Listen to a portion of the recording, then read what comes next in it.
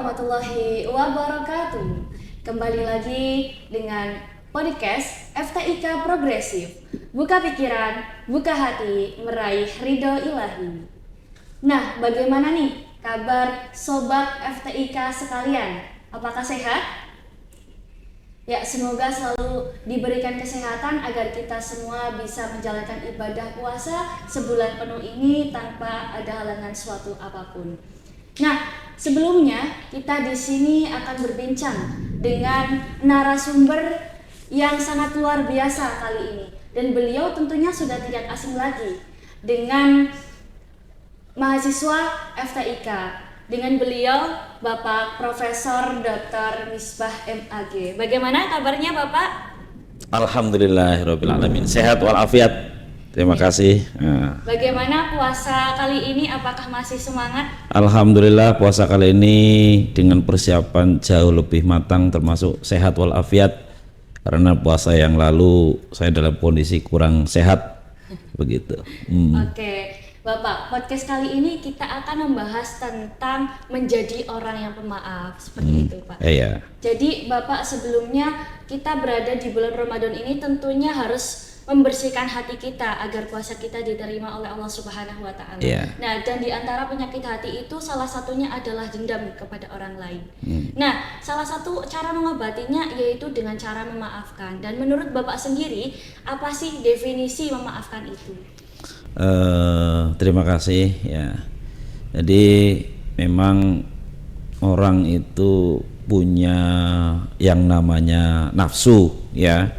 Nafsu itu kalau memang tidak bisa dikuasai, maka nafsu itu yang akan menguasai diri kita. Kalau nafsu tidak bisa diorganisir dengan benar, yang muncul adalah nafsu amarah, nafsu yang mengajak kepada sesuatu yang memang bertentangan dengan agama. Di antaranya dendam, rasa tidak suka kepada orang lain, itu hal-hal yang memang ada dalam hati setiap orang, sebetulnya ada ya, tinggal bagaimana cara memanagenya ya. Salah satunya tadi yaitu bagaimana kita berusaha menjadi pemaaf, memaafkan atas apa yang telah dilakukan oleh orang lain kepada kita. Nah, apa sih yang memaafkan itu? Memaafkan itu salah satu di antara pengertian adalah menerima apa yang sudah terjadi dan berusaha untuk melupakannya. Nah, itu jadi kalau ada orang yang melakukan sesuatu yang tidak baik terhadap kita, kita mencoba untuk menerima karena sudah terjadi. Itu aja. Jadi kenapa kok kita ribut-ribut kalau Gus Dur mengatakan ngapain repot gitu aja, kok repot itu ya. Jadi mencoba menerima apa yang terjadi dan berusaha untuk melupakan hal tersebut. Itu memaafkan. Nah, jadi kalau pemaaf adalah orang yang menerima perlakuan dari orang lain ya terhadap dirinya yang tidak mengenakan ya, dan berusaha untuk melupakan dan menganggap bahwa itu tidak terjadi. Oke. Iya. Bapak, terima kasih atas definisi dari maaf dan memaafkan itu. Nah, kan definisi maaf bagi orang lain ya Pak. Iya. Tapi bagaimana sih cara memaafkan pengalaman dari pengalaman yang menyakitkan? Oke. Pertama, kita sebagai manusia yang memang Bapak, religius ya, beragama, maka otomatis segala sesuatu kita dasarkan kepada keyakinan kita. Menjadi pemaaf adalah salah satu hal yang memang dianjurkan. Kalau kita mengacu kepada surat Ali Imran ayat 133 134 diantaranya itu kan di sana dikatakan wasari'u ila maghfiratin mir rabbikum wa jannatin 'arduhas samawati wal ardh. Jadi kita hendak bersegera meminta ampun kepada Allah SWT, di mana Allah kemudian akan memberikan satu balasan yaitu surga, dan itu uiddat lil muttaqin, disiapkan bagi orang-orang yang bertakwa. Dan bertakwa itu salah satu tujuan utama ya, tujuan utama orang melakukan puasa ya kan, la'allakum tattaqun ya, agar menjadi orang yang bertakwa. Nah, di antara orang muttaqin itu adalah alladzina yunfiquna fis sarra'i wad-dharra'i wal kauzimina al-ghaidha wal 'afina 'anil nas. Nah, saya langsung terakhir aja ini, yaitu wal 'afina 'anil nas, artinya dia mampu memaafkan apa saja yang memang pernah dilakukan oleh orang lain yang bersifat tidak baik terhadap diri. Ketika kita kemudian mengembalikan kepada keyakinan kita, maka usaha-usaha yang dilakukan otomatis semua akan dikembalikan kepada keyakinan kita tersebut. Kalau memang kita kemudian melakukan tindakan yang bertolak belakang dengan keyakinan kita, otomatis janji yang akan diberikan sebagai balasan menjadi pemaaf maka akan tidak kita dapatkan. Kalau kemudian orang yang berpuasa itu tujuan akhirnya adalah la'allakum tattaqun, sebagai orang yang bertakwa, surga juga disiapkan sebagai al-muttaqin, maka kalau kita tidak menjadi pemaaf maka tidak akan mendapatkan tidak akan masuk dalam kategori muttaqin itu, tidak akan masuk menjadi kategori orang yang bertakwa. Kalau tidak masuk pada kategori orang yang bertakwa, bagaimana kita akan mendapatkan balasan di akhirat kelak sesuai janji Allah itu, yaitu surga itu. Meskipun itu harus dilakukan dengan latihan yang begitu terus menerus ya, di antaranya sabar itu kan ya, otomatis sabar awal ketika itu jedas, habis itu kita mencoba merenungkan apa yang terjadi, muhasabah, baru kemudian kita terapkan. Ya sudahlah, kenapa kita kok memikirkan apa yang dilakukan oleh orang lain terhadap kita, padahal kadang kalau kita memikirkan orang yang bertindak tidak baik terhadap kita, belum tentu orang itu melakukan memikirkan kita. Jadi kita sibuk memikirkan orang lain, yang dipikirkan tidak sibuk memikirkan kita. Ngapain malah jadi penyakit sendiri kan begitu.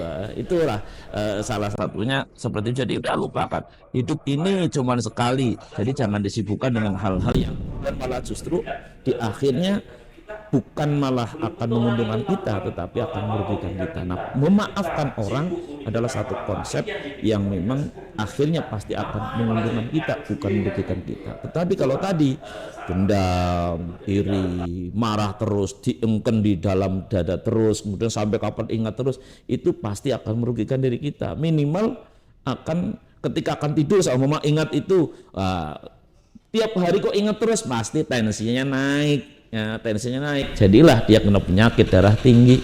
Nah, kalau sudah darah tinggi ya suatu saat kalau tidak tahan akan stroke dan lain sebagainya. Artinya rugi untuk sendiri, bukan untuk orang lain. Nah, kita pengen rugi apa pengen untung? Nah, pengen untung kan gitu. Kalau pengen untung, jadilah pemaaf itu. Oke, berarti untuk menjadi orang yang untung kita itu harus bisa memaafkan orang lain ya. Iya. Nah, kalau sudah darah tinggi suatu saat kalau tidak tahan akan stroke dan lain sebagainya. Lain dan bagaimana cara memaafkan pengalaman yang menyakitkan di hati kita. Nah, misal nih Pak, ini apa ya? Bagaimana cara kita memaafkan orang-orang terdekat kita seperti itu? Misal di dalam suatu keluarga, di dalam suatu keluarga itu, misal seorang anak menyakiti hati orang tuanya, itu bagaimana sih cara?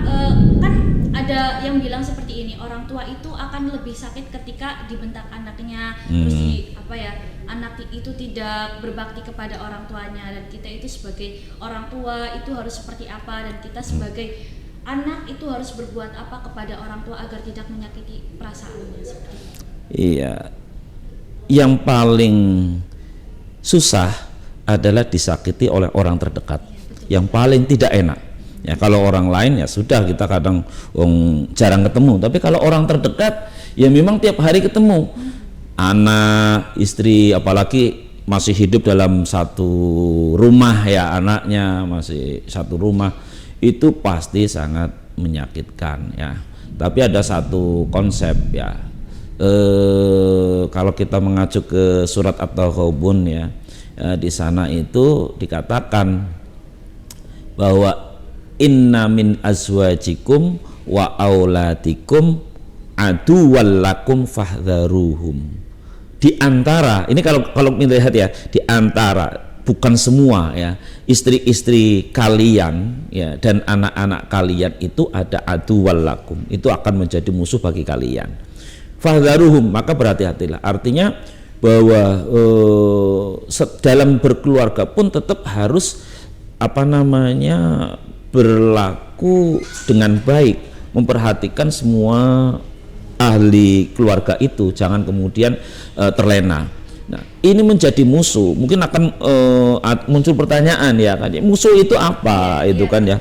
Lah, musuh itu sesuatu yang dianggap akan mengancam kepada diri seseorang dan akan merugikan ya, sesuatu yang akan merugikan dan akan mengancam pada seseorang ya. Jadi kalau meskipun hidup dalam keluarga itu istrinya seumpama ya, tapi kalau kemudian secara fisik mungkin tidak, secara zahir tidak merugikan, tapi bahwa kehidupan ini dalam keyakinan kita tidak semata-mata hidup di dunia, tapi ada kehidupan berikutnya ya. Maka musuh itu istri sama mestinya berlaku baik, tapi ternyata melakukan hal-hal yang tidak sesuai, ini akan menyeret orang tua, jangan-jangan malah berlaku karena tuntutan ekonomi, dia akan berlaku pragmatis gitu kan ya. Anak juga demikian ya. Maka sikap yang paling baik adalah wa in ta'fu wa tasfahu wa taghfiru fa innallaha ghafurur rahim.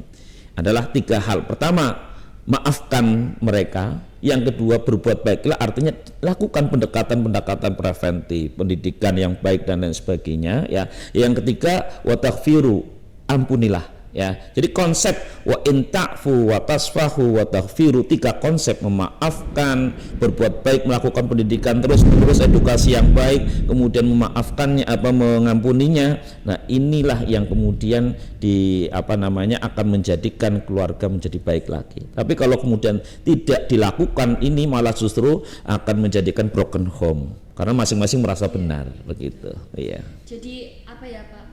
Mempunyai sifat pendendam atau mempunyai rasa dendam itu sangat tidak baik ya Pak, untuk kehidupan kita.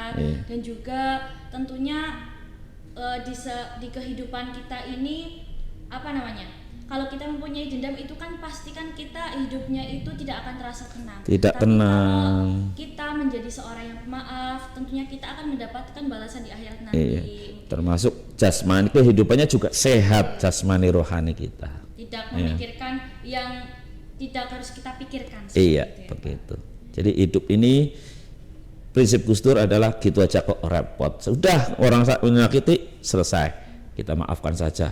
Nah, gitu aja. Dan justru itu senang buat kita, gitu aja. Ya. Oke, cukup. Cukup. Terima kasih podcast FTIK Progresif kali ini. Demikian, terima kasih Bapak sama-sama atas nasihatnya dan juga materi yang telah disampaikan. Semoga bisa bermanfaat bagi kita semua dan semoga kita semua bisa menjadi orang yang pemaaf. Amin Ya rabbal alamin.